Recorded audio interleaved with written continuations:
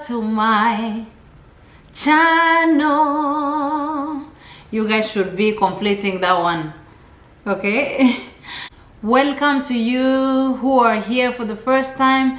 Please do subscribe and hit the notification bell so you'll be notified every time I upload a new video. And welcome to you guys who have been here with me. Today we're going to talk about how to take your baby or your kid off a baby bottle. When is it time for you to take the baby bottle away from your baby? Or when are they supposed to stop drinking from a baby bottle? I'm going to give you or share what I do.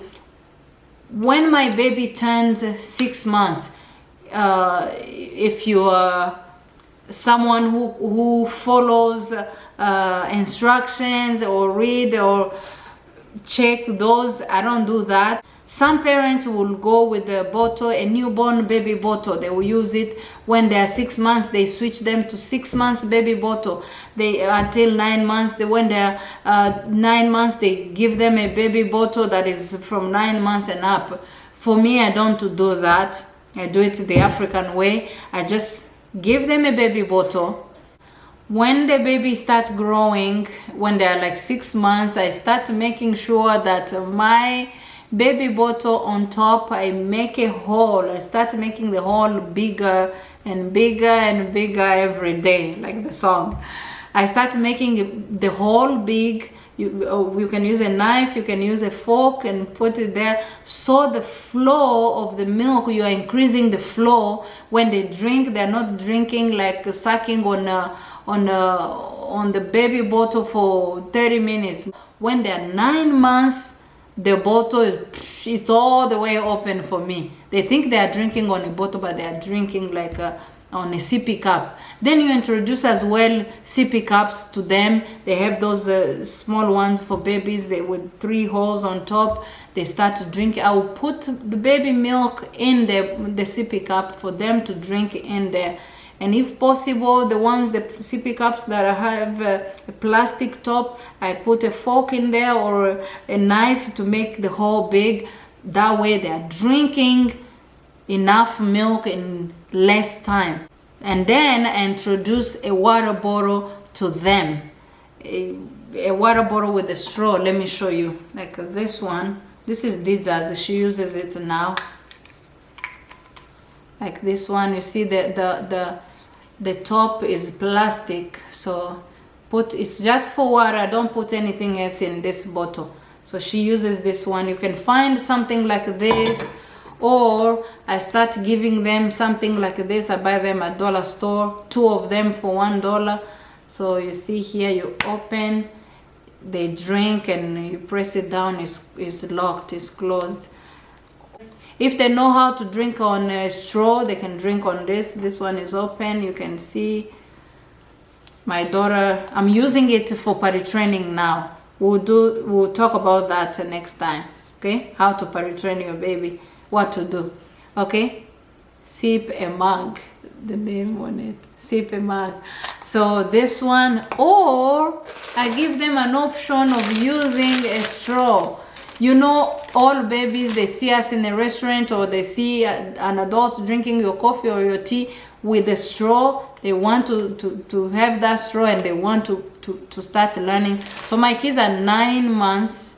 They can drink on a straw, like on my water bottle. If they can do that, then they can drink their milk with a straw. Colors, I buy this at dollar store, $1. It's a lot of them. I think it's 100 in one. So I pick them the color. Today they want pink, another day they want green. And I'll put the milk in their regular cup and take the lid off and do like this. Make sure they are drinking the milk. And they need to drink until you feel like they are done. The amount you want them to drink using a straw. That helps them to drink the milk. I'm going slowly, but I'm going to get there, to get on my point. Or you can use a regular cup. They want an adult cup that they feel like they are growing. They feel like they are drinking what you drink. So you put the milk here, give it to them with a straw. Make sure they drink it from this cup. So the trick is, for me, rule number one, a bottle, whether they are under a year, whether they are over 1 year old, my rule is the baby bottle, those baby bottle, the sippy cup with milk is not a toy. If I'm giving you milk, you have to drink right now, finish. It takes you 5 minutes or less. I'm here, you drink, they start running around, you're like, no, come back, sit down, drink, finish. As soon as they finish, take the bottle away. The milk bottle. If you are using this one, have them drink, not drinking and putting it down for 10 minutes. They play, they come back for milk. You don't sip on milk. Milk is to drink it and finish and take the bottle away, the baby bottle, or take the sippy cup away, rinse it, put it away. That will change everything for you. If you are giving them, I've seen babies, you guys, I've seen babies 2 years old, 3 years old, 4 years old, they have their bottle here, their sippy cups or their bottle here, everywhere like it's a toy. No, that's not it. That's not cute. Okay, you want your kid to look cute, take the bottle away. Give them milk, they need milk. And remember, at the doctors, they recommend them to drink when they're 1 year old. The amount of milk they need to drink is 4 ounces twice a day when they're 1 year old, for me. Which means they eat breakfast, they need some milk, they're 1 year. They drink some milk, here, half. I give them, stand there, they drink, I put it away, I rinse the cup, I put it away. Lunchtime, they eat, you give them some milk. Dinner time, they eat, before bed, you give them some milk. But when they are 1 year and a half, you start giving them twice. To be honest with you, now my daughter is 22 months. She's almost 1 year. She's almost 2 years in June. She drinks only over here once a day, and that's what she needs. And it's good milk, not 1%. She's drinking 2%, but once a day. And it bothers me to see some parents replacing the milk, replacing the food with milk. Your kid is running around all the time with a bottle, a water bottle, a baby bottle with milk full. They finish, you give them another one. They finish, you give them another one. That's not healthy, and it's not it. Okay? So do that. Give them milk, half in the morning if they want it, twice, or they need it twice, depending on how old they are. Give them, they have to drink. The bottle is not a toy. You are not going to be running around the house with a bottle, or I take you to the store with a bottle with me. Never. At church, I take a bottle with me. No, you drink and finish. If I make the milk at church and mix it, drink it right away. Give me the bottle, I rinse it, I put it away. You need to put the bottle away. Once you put it away, like their focus is not just on the bottle. Their focus is on the toys, the TV, the people, they play, they run around. When they're thirsty, give them water. Introduce water to them with a sippy cup. Put water in a water bottle like this, or use a sippy cup for them to drink water. So as soon as they finish with their milk, they're done for the day. If they're drinking milk one time, for me now I'm doing, she's almost 2, I'm doing milk every time before bed. So in the morning, water, or she loves chai. Sometimes you just take juice, or you put juice like here. The rest you put water. She's around with this, she can drink. Just the other day, someone was asking me, they saw my kid with the water bottle, she was drinking, then she was drinking and say, then that lady says, is that just water that she's drinking and she's enjoying? I was like, yes. I give them juice sometime and I mix it with water, but this is just water that she's drinking, and she was enjoying it because You are giving her the sippy cup. She's not used to it. Once she gets used to it, a month, 3 months and more, find something cheaper, $1, not expensive like this. She will feel like, oh, seeing the milk coming from here. But this one you can't use milk because it will stain over here and you can't clean, for water only. Okay, try that. Don't let your kid run around, and don't blame the kid. Don't blame the kids that they're the ones that, oh, they can't sleep without milk. It's you the parents that are doing that. Please give them milk. Yes, they need milk, but after they drink, take the bottle away. You can't have a 4-year-old running around with the bottle. No. So these are the tips I've been using on my kids. And you guys, if you know me, my baby, as the day of their birthday, the baby bottle is gone. Never again. So before that, before their birthday, their baby bottle is already open at the top because I put holes, and sometimes I even put my whole finger in a baby bottle on top. If you can come in and come out, it's the same as this. It's even bigger than this. So the flow will be more than this. They love that, and they start getting used to drinking like big girls and big boys. Okay? Every time you give them milk, make sure you are there. Stand there, make sure they drink it, they chug it until it's done. You take the bottle, rinse it, put it away, and involve them. Tell them, oh, finish, then we go rinse the bottle, we put it away. That way it's a routine, and they know you are going to go back at night before bed and drink some, not taking them in the bed like they sleep with the bottle in their mouth. That's not it. It's not good. It's not good for their teeth. As soon as they turn 1, they are growing their teeth, and some they grow even their teeth before they sleep with the milk. You find their tongue white, have those infections on their tongues. You find their teeth will be having germs. They sleep with the germs in their mouth. It's not healthy. You try that and see. Another thing you have to do, you have to feed them. Some kids are just used to the baby bottle that they don't even eat. Learn to feed your kid. If you feed them, they will not want to drink milk all day. Don't try to replace the food with milk because you are lazy to make food for them, or because you say they don't want to. Introduce food to them and make sure your kid learn to eat the food. Then they will be okay. After that, they will be drinking just for the thirst, to drink the milk, to top on the food. You can't give your kid milk where they should be eating food. Dinner, breakfast, snacks, lunch, fruits, all those things they are supposed to eat. If they are used to the milk, it's the same way that they get, it's very hard for them to eat when they are breastfeeding. They are obsessed with the bottle. They feel like that's the only thing they are used to, and you have to break that. Introduce them to food, try to feed them, and don't feed them with the bottle like this. They are eating, the bottle is here. No, they are eating after they drink. They can even have it, but it's not the milk that needs to be their main meal. They have to know we're eating breakfast.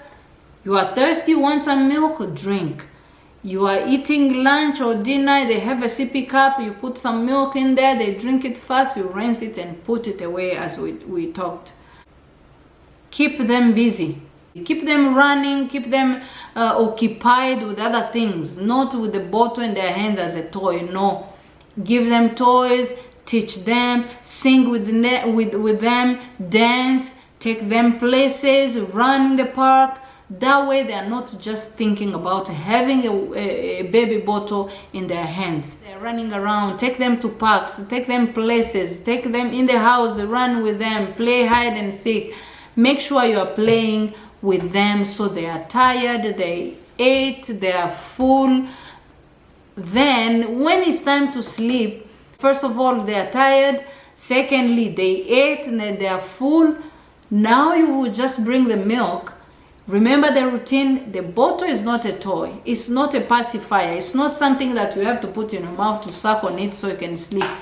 Make sure you keep them busy. Make sure you read books before they sleep. When they are tired, I assure you, and I promise you that they are going to sleep like babies that they are, okay? They are going to drink that milk before bed. And remember, the baby bottle is open at the top, or they are using a sippy cup already. They will drink it. As soon as they drink, they know the routine.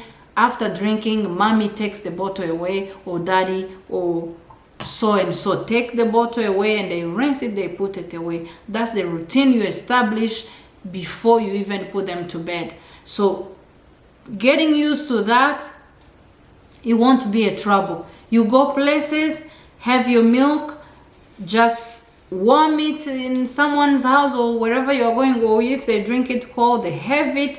Whenever they need it, give it to them. As soon as they are done, put it away. Whether they finish it or they don't, just put it away. Don't leave the bottle in their hands. This is the only thing you need to give your kid, and if they get used to it and they play with it, they have it everywhere, it's okay. It's a water bottle. Whether it's this kind, or you put water in here, or you put water in here, they play with it all day, they get obsessed with it, it's okay. Because they are drinking water. Water is healthy. It's something they need. They run around with water. They play with it. What you want is that, and what you need is that they are drinking enough. And it's not milk. Too much milk is not good for the kids. Less milk is not good, maybe. But water is never less. Water can be less, but there's no too much water. They can drink all day and it will be okay. Let me just summarize this in my language. Murakoze cyane kugaruka, abashasha mukore subscribe niba mutarayikora, muzajya mukande nakazogera kugira mujye mubona amavideo ngenda nshiraho. N'abasanzwe bari aha ngaha ndabakiriye, kandi murakoze kugaruka, kandi murakoze kunshigikira mwumvize inyigisho, kandi munazisangiza abandi, musiga comment zanyu ndazibona ko munshigikiye. Murakoze cyane. Uno munsi ndashaka ko tuganira ni gute wakura umwana kuri bibero. Sibyo? Ni gute, ni iki wakora kugira ngo ukure umwana wawe kuri bibero? Umwana w'umwaka niwe kwa muganga abaganga batubwira ati yujuje umwaka umukure kuri bibero. Na mbere yaho batangira kubwira, kugira ngo kubera baba bashaka ko umwaka wuzura akayivaho, batangira kukubwira ati utangire umuhereza amazi mu ducupa dusanzwe batwita sippy cup. Nturiya dukombe tw'abana uratubona dufite amaboko, kugira ngo umwana atangire afate ku mezi 9 kuzamuka anywemo amazi. Hani gihe wavangamo ka juice niba uyimuha, ukuntu uvanga amazi na juice nkeya umwana akanywa. Hari ukuntu washiramo n'amata umwana akanywa, nubwo yabyimenaho ariko akanywa. Sibyo? Nibyo bakubwira, cyangwa ni nabyo ukwiriye gukora, ugatangira kubimuha umwana akamenyera kujya nywera kuri turiya dukombe. Ikindi kintu nkora, njya mbazanira imiheha. Umwana agomba kwiga kunywera ku muheha. Niba uri umubyeyi akubona ni icupa ry'amazi, umwana abashaka kunyweraho. Ye umutoya wanjye noneho amezi 9 yari amaze kumenya kunywera ku muheha. Urazana imiheha myinshi gutya, nyigura $1 muri Dollar Tree hano ndi muri Amerika. Ahandi wenda washaka imiheha uwo ariyo yose ya make ishoboka. Noneho ukafata igikombe gisanzwe, niba umwana yamaze kunywera ku muheha ukabimwigisha, ushobora gushira amata mo hano akayanywa. Urumva uko anyoye hano, abanyoye menshi. Ushobora gukoresha agakombe kameze gutya, ubukombe buruzuye bwinshi, nyine ugerageza gushaka ubutandukanye washobora kugura cyangwa kubona. Akanga kurabona ko gatoboye cyane, nakanga karatoboye, arazamura gutya kagafunguka, akamanura kagafunga. Akagira n'icupa ry'amazi yiwe ry'amazi gusa, nta kindi kintu kijyamo n'amazi gusa. Noneho mbere yuko amenya ibingibi, icyo abamenyereye ni bibero. Icyo ukora rero nuko utobora bibero.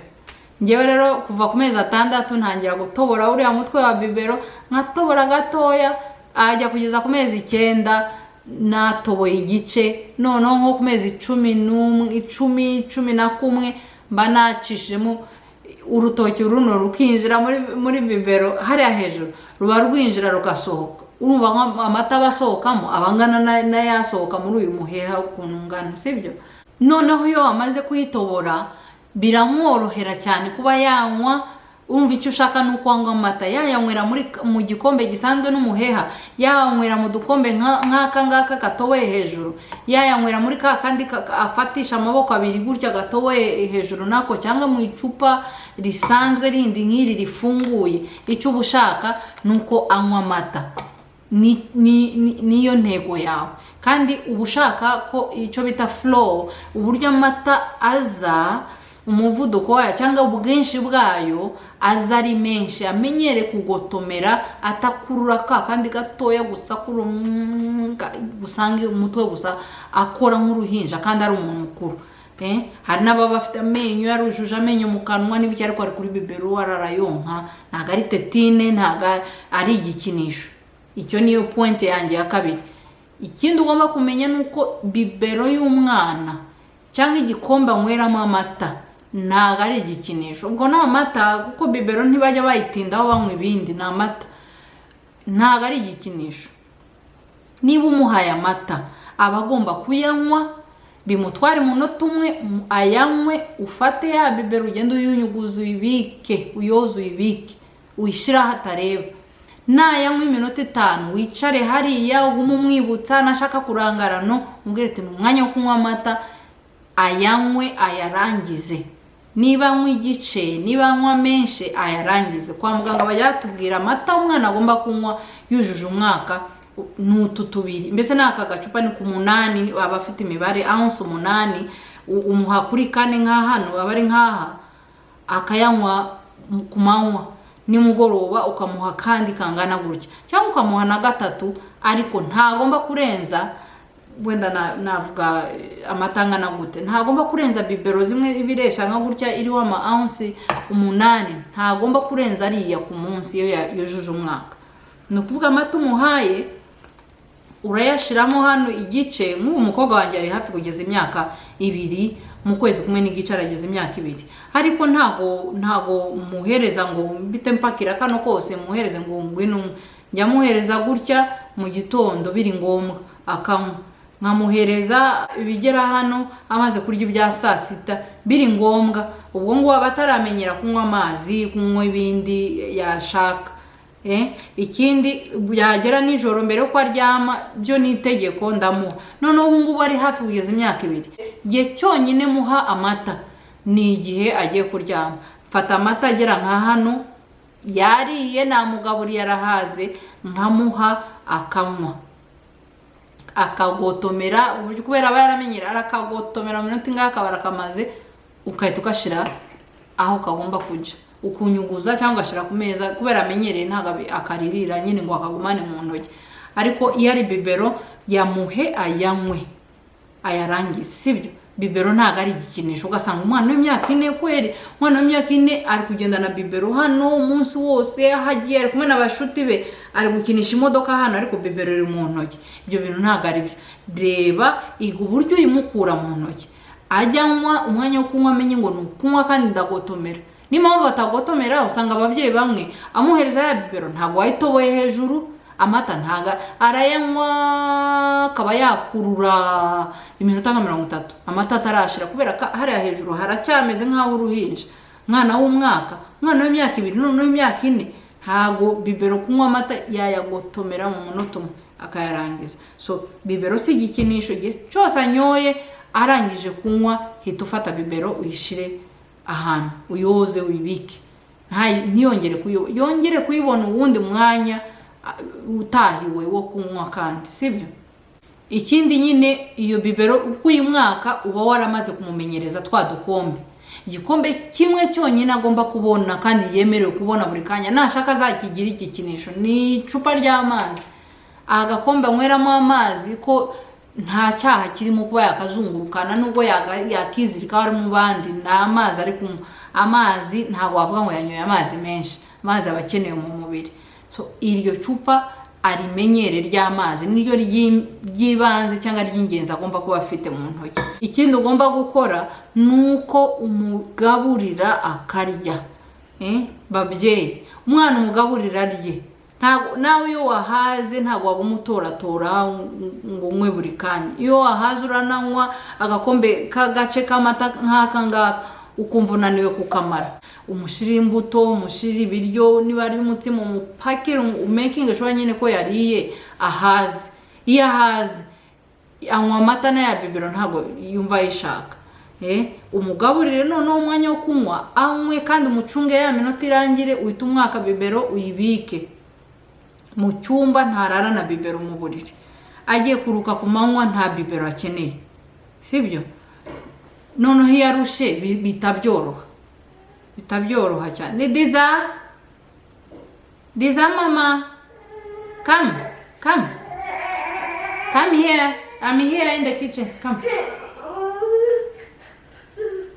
Oh my baby, mommy is doing a video. Abyutse.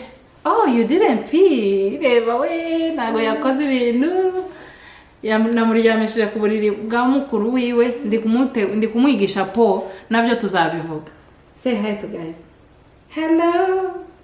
Welcome and welcome back to my channel. Yeah. You need to pee? Do you need to pee in the party? Okay, let's run. Okay, turaje. Tubanze tugende gukora ibintu. Let's go. Okay, Diza yicaye hano ku ruhande rwanjye arimo ararya, ari kwigaburira umukobwa mukuru. Dukomereje aho twari tugeze, navuze umwana umugira busy umunsi wose umwana akirirwa arimo arakina ku buryo ajya kugeza umwanya wo kuryama arushe. Ibitekerezo bye ntabwo biri kuri ya bibero gusa, si yatekereza gusa, wanamugaburiye arahaze. Numuryamisha ntabwo umwana azakenera kurara na bibero mu kanwa, no ku manywa ntazakenera kwirirwa yifite mu kanwa ngo arimo aranywa amata. N'amata yonyine yewe akeneye kunywa, ntabwo akeneye kunywa amata menshi. Ujya usanga umubyeyi icupa ryose rya bibero arayirangije umuhaye ya kabiri, ntabwo ayisimbuza ibiryo. Bibero ari amata ntabwo yakagombye gusimbura ibiryo. Umubyeyi rero ntukagira ubunebwe bwo gutekera umwana cyangwa bwo kumugaburira cyangwa bwo kwiga kumenya icyo umwana wawe yarya. Niba yanze bimwe, wige gushaka ibindi umuhereze ibiryo cyangwa intungamubiri akeneye, atanyoye amata gusa, kuko amata ntarimo intungamubiri zose. Noneho umenyere gutyo, yige ko bibero atari igikinisho cyangwa atari toye, amenye ko bibero ni igikombe gusa nyweramo anywe arangize. Nuyimukuraho nayo muhereza igikombe gisanzwe nacyo, niba ari amata ntanywe gutya atereka hasi. Done. Let's see. What's that? Pepe is done. Wow, now you can drink your water. Drink. Show guys how you are drinking water. Drink. So good. Where guys? Guys went to school. I was talking about these guys in my phone, on my YouTube. Where baby? Where baby? Baby is next to you. Where mommy? Mommy's here. Ukora ibishoboka byose kugira ngo umwana yirukanke, akine, asonze, aze mu rugo icyo cyamurenze, cyangwa umujyana ahantu akine mu nzu yirukanke, muhishanye, mubyine imiziki, mugire gute. Ubwonko bwiwe ntibube buri gutekereza ya bibero wa mwatsi. Umurangaze bishoboka kugira ngo aguma kubagana. Noneho nagize umwanya wo kuryama azaba, what is it? You wanna go down and get it? Azaba agejeje umwanya wo kuryama, nugera azaba arushe, nta mwanya wo gukinisha bibero azaba yabonye. Noneho nayibona bibero azanywa amata gusa, ayanywe vuba arangize. Video ngiye kuyirangiza hano. Diza ntabwo yatuma mvuga ko nawe abashaka, niba mvuga abashaka mvuge mufashe, sibyo mwabibonye ukuntu we agiye kurya arigaburira kandi ntaruzuza imyaka 2 ibintu byose abana bigiye bitandukanye ari umwana byoroha ari undi bigatinda ariko wowe umubyeyi ntubigiremo uruhare menya ko bibero umwana arayifite kugira ngo bimufashe kunywa amata munsi y'umwaka nageze umwaka ube waratangiye deja kuyitobora hejuru amenyere ugura udukombe imushiremo ushaka imiheha imuresha cyangwa imujijisha nyine akagira ngo yahisemo ibara amenyere bibero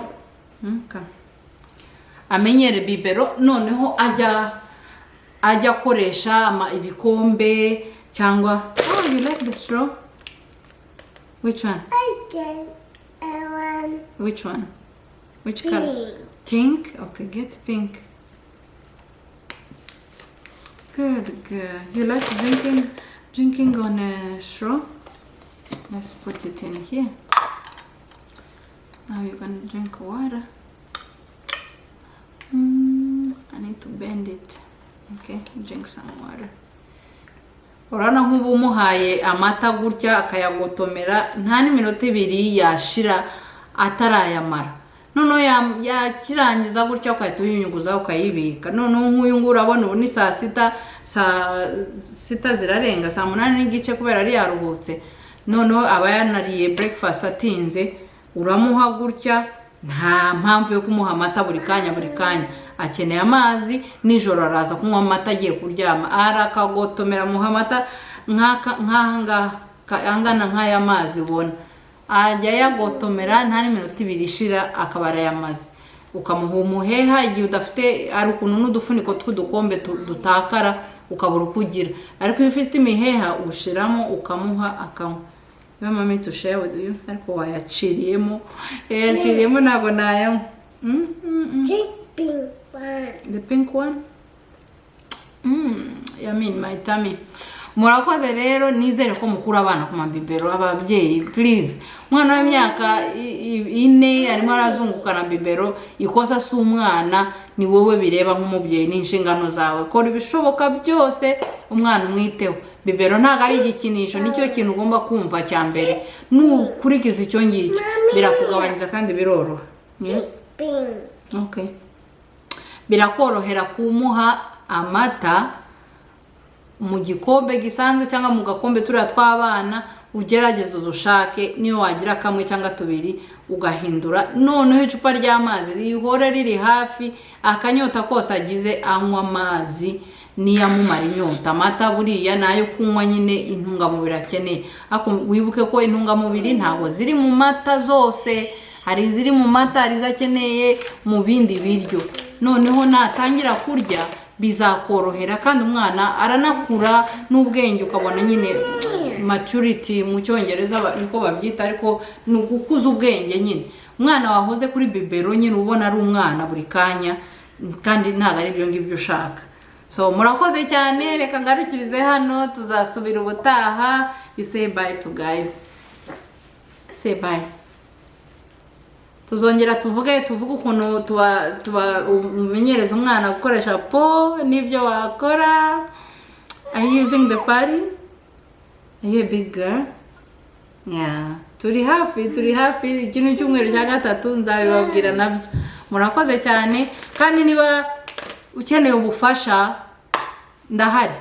ndahari umwana yarakunaniye kuva kuri bibero ndahari wamunzanira nkabigerageza nigeze kubikora ku mwana umwe ntago nshaka kuvuga izina mama we yatanyumva arabizi umwana mukuru imyaka 4 akaza ngo yarananiye ngo yanze nkaza nkayimwaka nkayishira muri trash mu myanda abireba yahindukira ukayikuramo ukayoza ukayibika mu mutwe abazi ko wayitaye none ukazana iyo miheha nibiki yewe binashoboka ko nanamurarana umunsi umwe iminsi 2 namurarana ariko akayivaho ikibazo cy'umwana kuko umwana ari igihe umusubiza ku mubyeyi cyangwa umubyeyi umunsi wamwirirwanye umwana ukayimukuraho ariko umubyeyi byageraho nibyo yamumenyereje umwana akamutegeka so ntago byoroshye ntago mvuze ko byoroshye ariko tubishire mu mwete abana umwana w'umwaka kuzamuka umukure kuri bibero amwere ku gikombe gisanzwe bituma akura nyine n'ibindi mwigishije bikakorohera sibyo tuzasubira ubutaha rero murakoze cyane bye bye say bye to guys bye. Murakoze cyane kandi mwibuke gusangiza n'abandi, mujye muri ya video muyirangize niko kunshigikira. Musige comment mumbwire ibindi mwumva nabasangiza, namwe mujye munsangiza mumbwire muri comment ibyo mwumva cyangwa ibitekerezo cyangwa uko namwe byakoze uko mwabigenje, sibyo? Bye, tuzasubira. Bye bye.